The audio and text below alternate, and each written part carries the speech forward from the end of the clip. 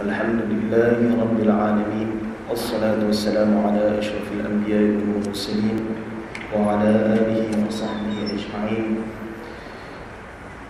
Allahumma ya hayyu ya qayyum bi rahmatika nastaghith aslih lana sha'nana kullahu wa la takilna ila anfusina tarfata 'ain. Walhamdulillahi Rabbil Alamin. Allahumma salli ala sayyidina Muhammad wa ala alihi wa sahbihi ajma'in. Amma ba'd. Assalamualaikum warahmatullahi wabarakatuh. Alhamdulillah, setinggi kesyukuran kita ucapkan kepada Allah Subhanahu wa taala, kita panjatkan kepada Allah Subhanahu wa taala kerana memberi kita peluang untuk berada di rumah Allah. Di samping selepas kita solat fajar tadi, kita akan dengar sedikit peringatan tazkirah, utamanya kepada yang memberi tazkirah ini, dan semoga dapat manfaat kepada para jemaah sekalian.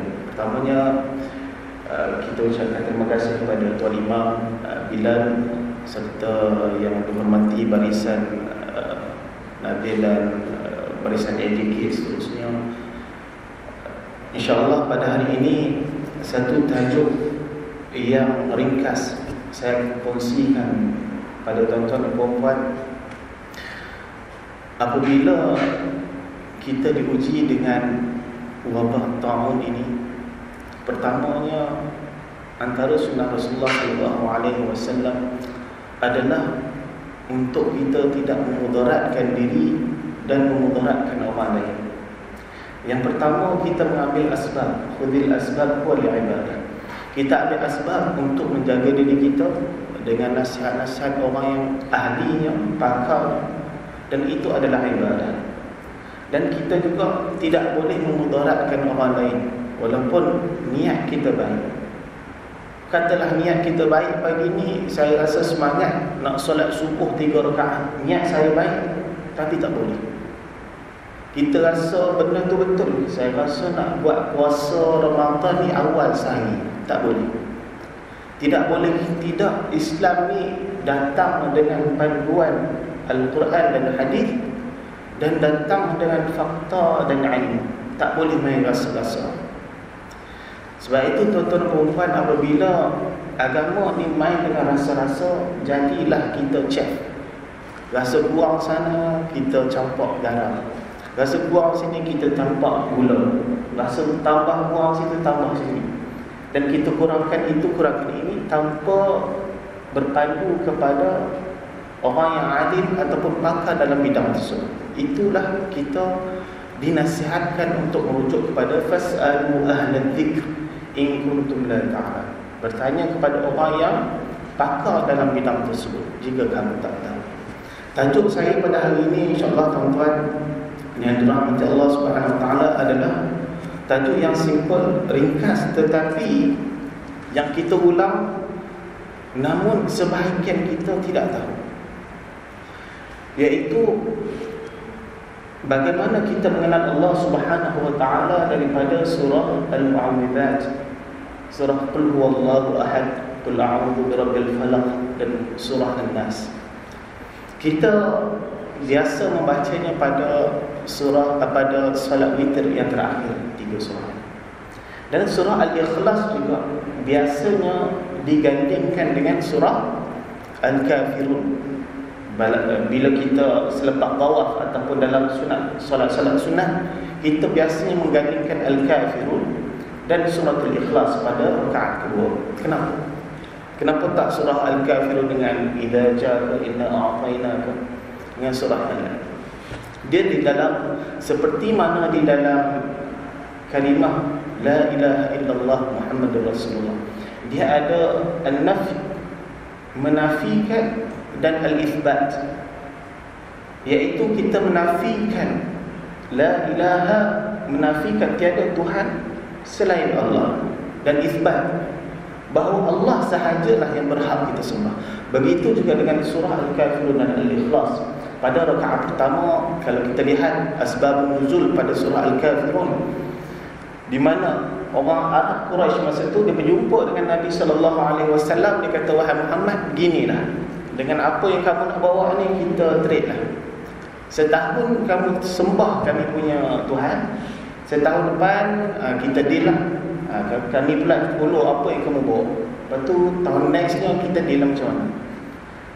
Dan Allah menurunkan surah Al-Kafirun. Qul ya ayyuhal kafirun la a'budu ma ta'budun. Aku tak akan sembah apa yang kamu sembah. Wala antum 'abiduna ma a'bud wala ana 'abidun ma 'abadtum. Sehingga akhirnya lakum dinukum waliyadin. Dan surah ini tidak menafikan kewajipan dakwah. Apabila orang kata lakum dinukum waliyadin, maka kamu agama kamu, aku agama aku. Tidak. Di mana dalam firman Allah Subhanahu wa taala yang lain, Allah menyebut wa man ahsanu qawlan mimman da'a ila Allah wa 'amila shalihan. Apa perkataan yang lebih baik melainkan orang yang mengajak kepada Allah Subhanahu wa taala dan mengajak kepada amal saleh. Tidak bertembung dua ayat ini. Bila berlaku perbahasan lakum dinukum adalah selepas negotiate lah. Dah Rasulullah sallallahu alaihi wasallam sudah sampaikan, tetapi kedegilan ini jawapannya kamu agama kamu, kami agama kami. Dan apa yang dibawa oleh Rasulullah sallallahu alaihi wasallam. Dan pada rakaat kedua, kenapa dibawa dengan suratul Ikhlas? Di dalam dakwah ini apabila kita memaklumkan bahawa ini kesalahan, apa yang kamu bawakan ini adalah sesuatu yang lari daripada siratal mustaqim. Tetapi pada siapa yang kita nak bawa? Pada rakaat kedua kita kenalkan bahawa qul huwallahu ahad. Aku nak bawa kamu kepada Allah yang Esa. Allahus Samad, tempat bergantung setiap makhluk, seluruh makhluk bergantung pada dia. Lam yalid wa lam yulad, yang tidak beranak dan tidak diperanakkan. Wa lam yakul lahu kufuwan ahad, tak ada yang setara dengan. Dan masih pelik kita apabila kita mengulang-ulang baca suratul Ikhlas, apabila kita minta terangkan siapa tu Allah, boleh tak kita nak terangkan? Contoh kita dalam situasi pejabat ataupun dalam LRT, dalam transport, public transport yang lainnya, terangkan pada siapa yang kamu nak bawa ni, pada siapa yang kami perlu taat dan ibadah ni, iaitu Allah. Sudah diterangkan dalam suratul Ikhlas, tetapi kita masih lagi mencari-cari siapa tu Allah. Saya tak tahu lah, nak terang kepada keluarga pun saya juga tak tahu siapa tu Allah. Nak terangkan sebenarnya Allah tu Tuhan kita, tapi jangan tanya banyak lah. Patutnya kita yang pertama kenal Allah. Awaluddin yang disebutkan Awaluddin ma'rifatullah, mengenal Allah. Pada awal agama ini mengenal Allah Subhanahu wa ta'ala. Tuan-tuan dan puan-puan yang dirahmati Allah, diletakkan suratul Al-Falaq selepas surah Al-Ikhlas dan surah An-Nas pada yang terakhir. Ada sebabnya, bukan sekadar rasa nak letak, kenapa tak letakkan An-Nas dahulu baru Al-Falaq, ataupun surah-surah yang lain pada yang terakhirnya. Semuanya mempunyai sebab. Kita lihat pada surah Al-Falaq, wazan akhirnya huruf-huruf qalqalah yang berdetak. Qul a'udzu birabbil falaq. Dan surah sebelumnya qul huwallahu ahad, dan sebelumnya tabbat yada abi lahabin wa tab. Kalau kita letak qul a'udzu birabbin nas tengah-tengah, dia tak bersambung, tak masuk dengan satu-satu surah tersebut. Dan kita lihat di dalam suratul Falaq, di dalam surah An-Nas, tuan-tuan faham tak terjemahan dia? Surah Al-Falaq. Al-Falaq berartinya Tuhan yang memiliki ataupun Tuhan waktu fajar. Rabb Al-Falaq, Rabbul Falaq. Min syarri ma khalaq. Di sini, di dalam surah ini diceritakan, dimaklumkan bahawa Allah ini yang menguasai ataupun Tuhan waktu fajar. Dan Allah minta kita berlindung daripada 3 perkara. Min syarri ma khalaq wa min syarri ghasiqin idza waqab. Yang pertama, kejahatan waktu malam apabila telah gelap gelita. Kenapa tak waktu siang? Waktu siang ada je orang tangga kereta kita lari. Waktu siang ada je yang buat kejahatan. Tetapi dimaklumkan kejahatan waktu malam, ghasiqin idza waqab wa min syarri naffatsati fil 'uqad. Daripada kejahatan an-naffatsat, ni siapa? Iaitu mereka yang ahli-ahli sihir perempuan.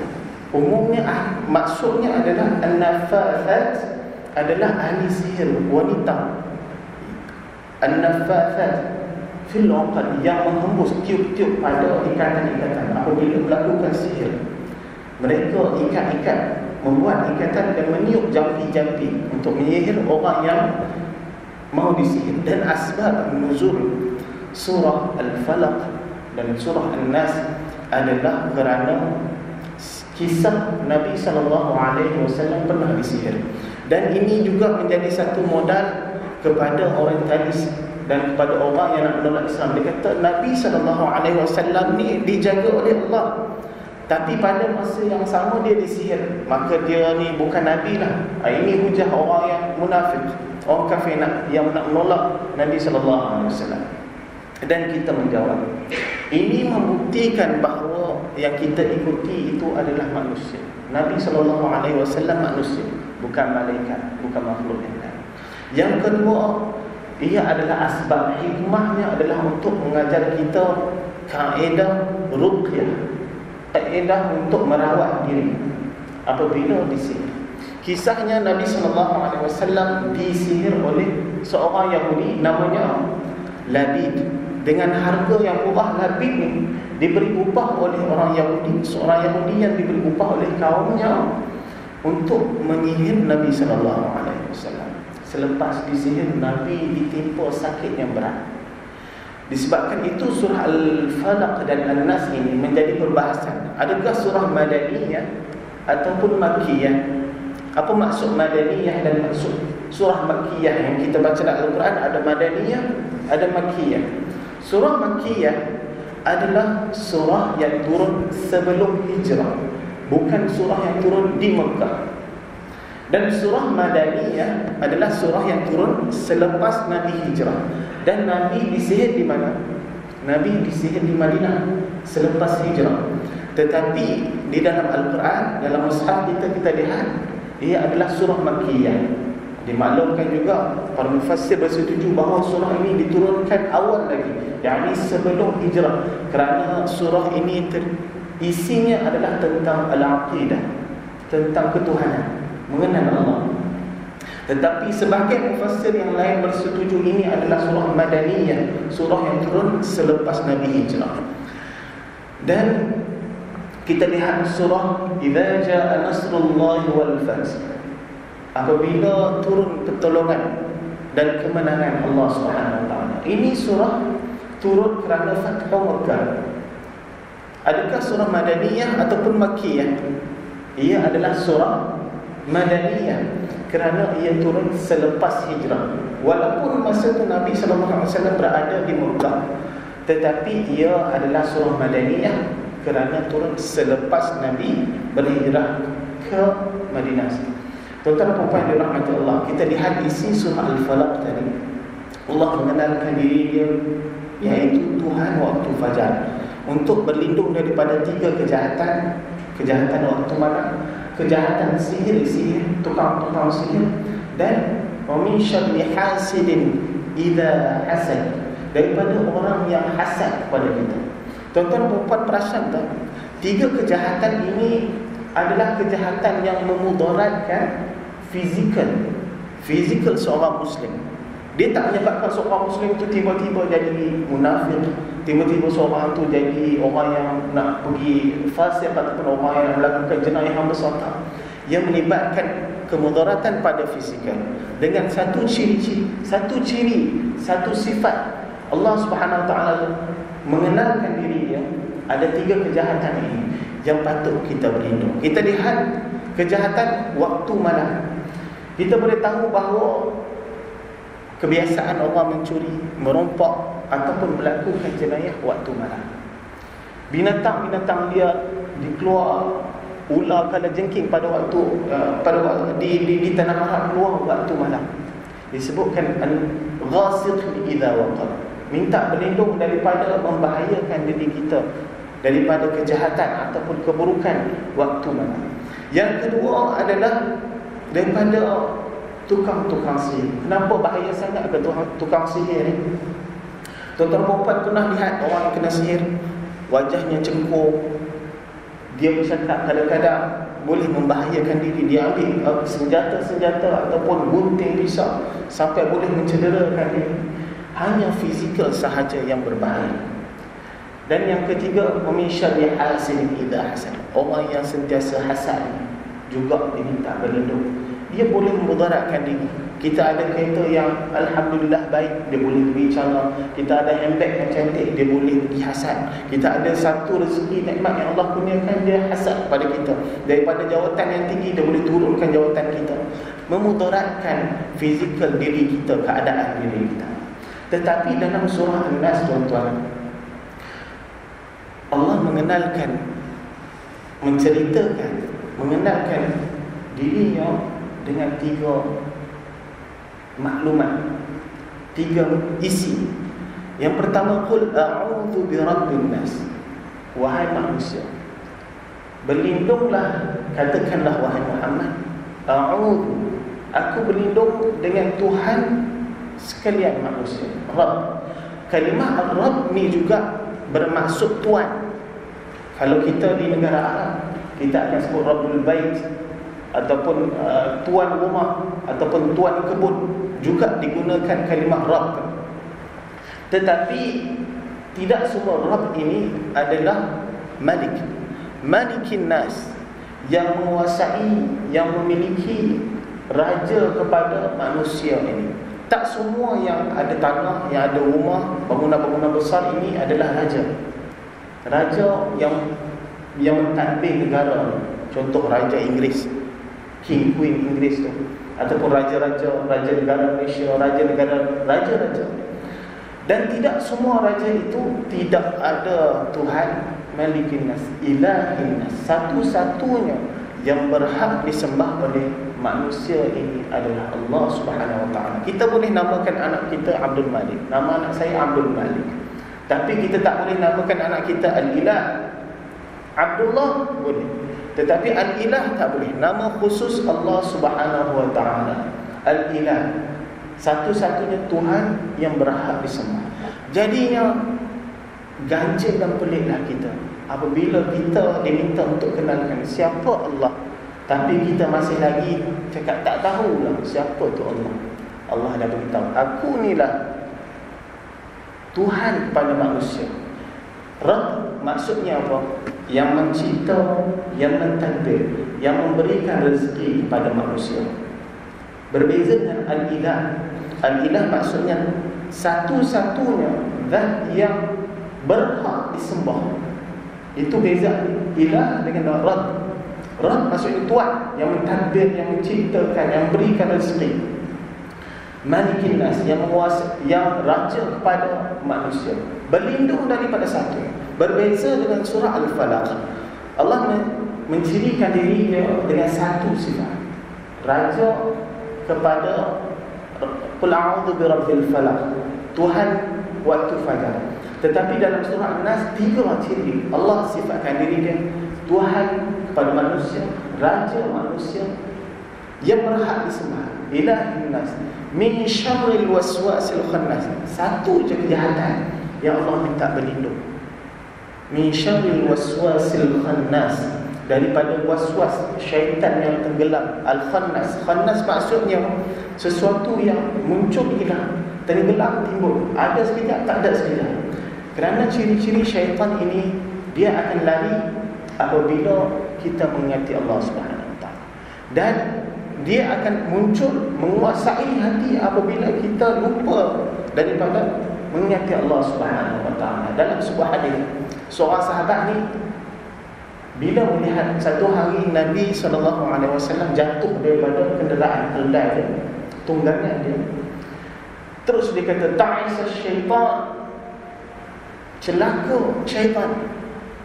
Dan Nabi kata, jangan kamu kata la taqul ta'isa syaitan, jangan kamu kata ta'is, celaka syaitan. Ta'adhama, dia akan menjadi besar dan akan menguasai dia. Dan syaitan akan kata, aku akan kuasai dan melempar kamu. Orang yang dia macam vitamin.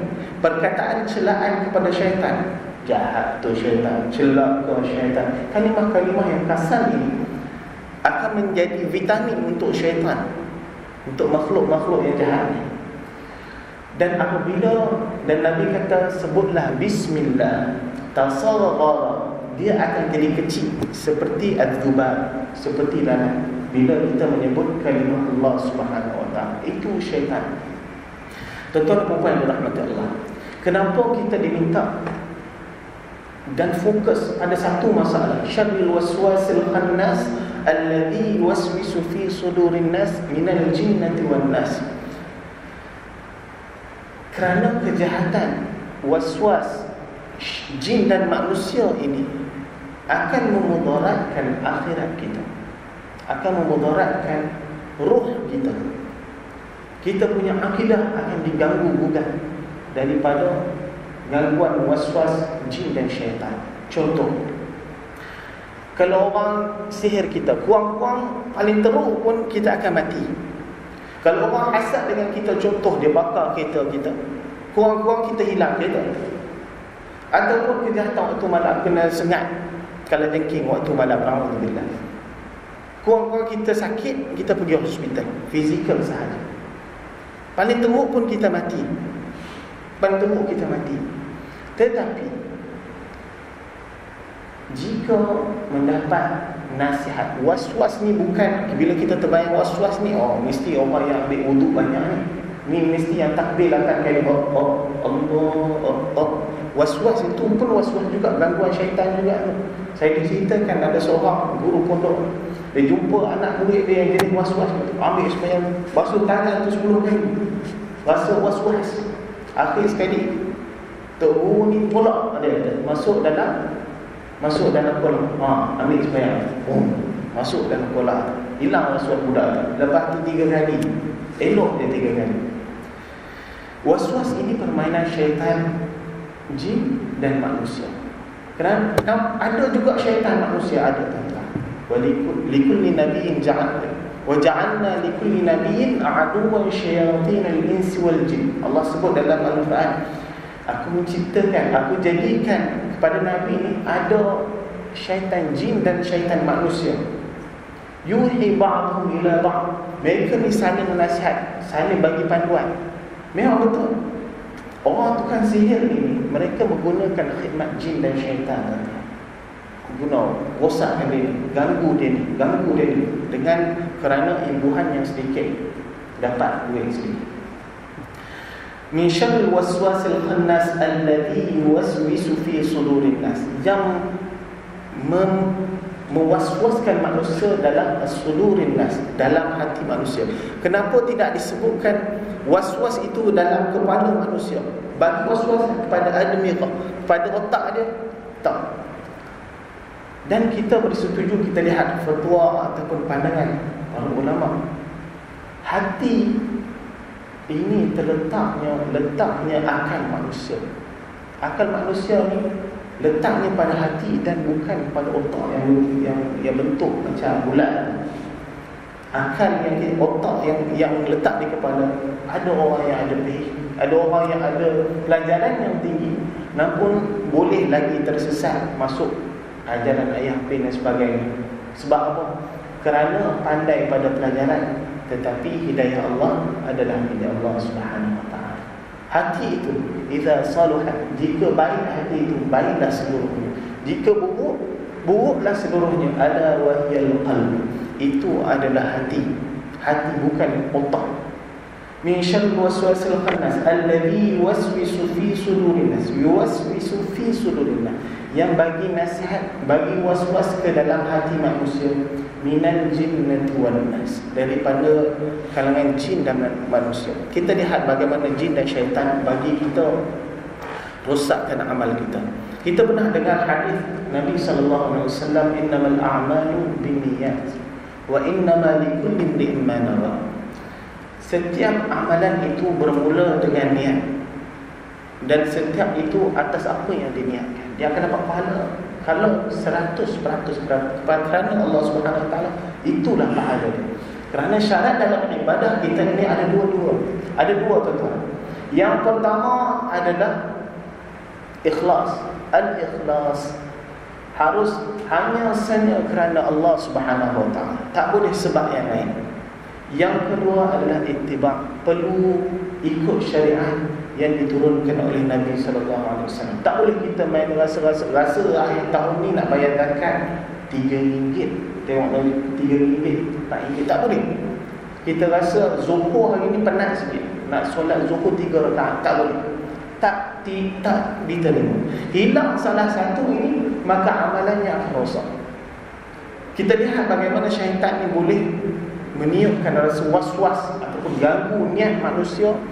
Contoh, kita mari awal ke masjid, duduk dalam saf yang pertama, kita pun jeling kanan kiri. Bagaimana syaitan ni, tengok orang sahabat ni tak sampai ni, alhamdulillah kita duduk saf pertama. Mari pukul 5 suku, alhamdulillah dia isikan dengan zikir-zikir.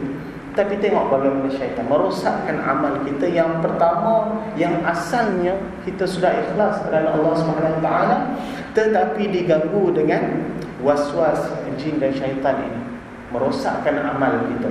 Sebab itu para ulama terdahulu dikata mujahadah aku untuk menjaga keikhlasan ataupun niat ini 40 tahun, untuk dia menjaga ikhlas, mujahadah untuk jaga hati supaya amalnya ikhlas kerana Allah Subhanahu Wa Taala. Dan syaitan manusia ni bagaimana tuan-tuan? Ada manusia yang mengajak kepada keburukan. Kita tengok dalam surah Al-Asr, wal 'asr innal insana lafi khusr illa alladhina amanu wa 'amilus shalihat wa tawasaw bil haqq wa tawasaw bis sabr, ataupun wa tawasaw bis sabr, wa tawasaw bil haqq wa tawasaw bis sabr. Mengajak kepada kebenaran dan dengan kesabaran. Ada orang yang lembut nak mengajak kepada kebenaran, tetapi dengan kaedah yang kasar. Diterima atau tidak? Tidak. Berakhlak, kalau akhlaknya zero, walaupun apa yang dibawa itu Al-Quran, Sunnah, tapi akhlaknya tak ada, bergaduh, tinggi suara, maka itu juga tidak diterima. Kesabaran dia tak ada, akhlaknya tak. Tapi ada orang yang lembut, dicakap lembut, tapi yang dibawa itu bukan kebenaran, Israiliyat, palsu, cerita yang tak ada sumbernya, tidak boleh diterima juga. Tak ada kebenaran dalam apa yang dinasihatkan. Perlu kepada dua, al-haq dan as-sabr, kebenaran dan kesabaran. Minal jinnati wan nas, ada manusia ini suka duduk berdamping dengan kita bagi nasihat-nasihat yang negatif sekali. Yang lelaki pun ada, yang wanita pun ada. Kalau sekarang ni, zaman sekarang ni, nama orang panggil makcik bawah. Makcik bawah, dia ayat dia kata lembut, dia kata bukan apa, benda betul, dia kata nak cakap ni benda betul, tak cakap salah, tapi nak cakap juga, dia kata ni untuk kita lah. Mula lah. Itu muqaddimah awal sebelum dia masuk ke dalam. Ini contoh ciri-ciri nasihat-nasihat yang buruk, nasihat-nasihat yang tidak baik yang boleh kita jauhi. Tuan-tuan dan puan yang dirahmati Allah, ketiga-tiga surah ini adalah surah Ruqyah, ayat Ruqyah. Kalau kita tanya pengamal Ruqyah, pengamal perubatan Islam, dia akan kata, kalau kamu tak ingat, tak hafal mana-mana ayat dalam surah Al-Quran, ayat-ayat yang Ruqyah boleh digunakan, bacalah surah Al-Fatihah. Dalam kisah dalam surah dalam hadis menceritakan satu masa para sahabat pergi berjalan, ada seorang ketua kampung ini ditimpa dengan disengat, kalau disengat binatang berbisa, dan diruqyahkan dengan Al-Fatihah dan sembuh.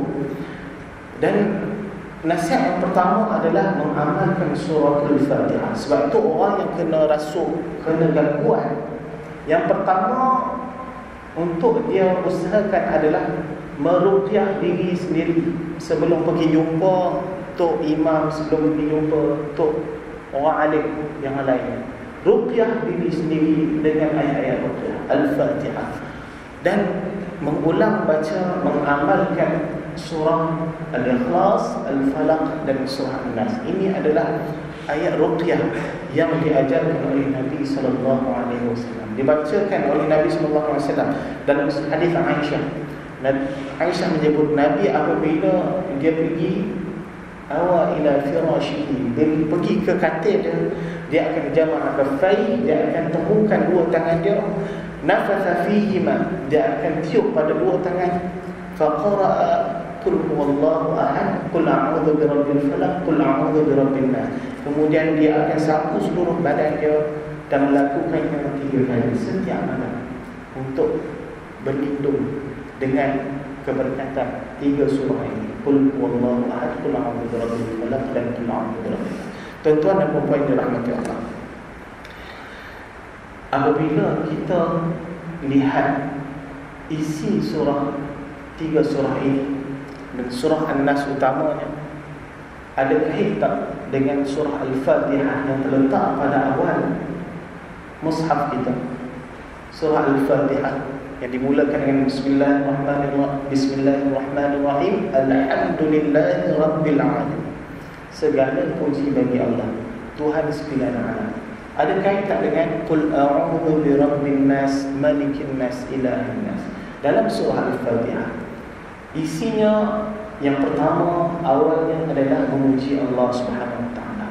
Isi yang kedua adalah meminta pertolongan kepada Allah Subhanahu Wa Taala. Tidak lari munasabah antara dua ayat ini. Kita lihat munasabah antara surah An-Nas dan surah Al-Fatihah. Yang isinya surah An-Nas ini adalah untuk memohon pertolongan Allah, memohon perlindungan Allah Subhanahu Wa Taala untuk menjaga kita dunia dan di akhirat. Itu sahaja sedikit sebanyak perkongsian daripada saya, tuan-tuan dan puan. Semoga mendapat manfaat dan kita boleh amalkan bersama. Kerana tuan-tuan dan puan, ilmu ini yarfa'illahu alladhina amanu minkum walladhina utul ilma darajat. Allah menaikkan seorang ni kerana iman yang pertama. Ada orang bijaksana macam mana pun, tak ada iman dia tak berguna. Ada orang beriman tetapi ilmunya tak mahu ditambah, juga itu darjatnya sama, tak naik. Jadi Allah menaikkan darjat seorang yang beriman ini di sisinya dengan ilmu. Masalah utama manusia ini adalah yang pertama syubhat dan syahwat. Kedua-dua umatnya adalah yang sama, iaitu menuntut ilmu dan belajar ilmu. Tak boleh kita rasa syubhat ni tak apalah. Sebab itulah mari sekarang ni kalau di media sosial, pada pandangan saya, walaupun keluar fatwa ini pada pandangan saya, sebab apa? Sebab duduk main rasa-rasa. Dia tak nak tanya dah, tak nak berpandukan orang yang bijaksana, orang yang alim dalam bidang tersebut. Jadi tuan-tuan dan puan, semoga kita mendapat manfaat walaupun sedikit isinya. Kita terus amalkan dalam kehidupan kita dan sama-sama kita mentadabbur, kembali tadabbur surah-surah dalam Al-Quran. Kerana afala yatadabbaruna Al-Quran, Allah sebut, tak maukah kamu tadabbur Al-Quran ataupun hati kamu sudah tertutup? Jadinya mari kita amalkan dan kembali kepada Al-Quran, apa yang dibawa oleh isi dalam Al-Quran, dan kita kembali memahami. Wassallallahu ala sayyidina Muhammad wa ala alihi wa sahbihi wa sallam, walhamdulillahi rabbil alamin. A'udzu billahi minasyaitonir rajim. Bismillahirrahmanirrahim. Alhamdulillahi rabbil alamin, wassalatu wassalamu ala asyrafil anbiya'i wal mursalin wa ala alihi wa sahbihi ajma'in. Allahumma a'inna ala dhikrika wa syukrika wa husni ibadatik. Allahumma inna nas'aluka 'ilman nafi'a wa rizqan tayyiban wa 'amalan mutaqabbala. Bismillahilladzi la yadurru ma'a ismihi syai'un fil ardi wa la fis samaa'i wa huwas samii'ul 'aliim. Wa sallallahu ala sayyidina Muhammad wa ala alihi wa sahbihi wa sallam. Walhamdulillahi rabbil alamin.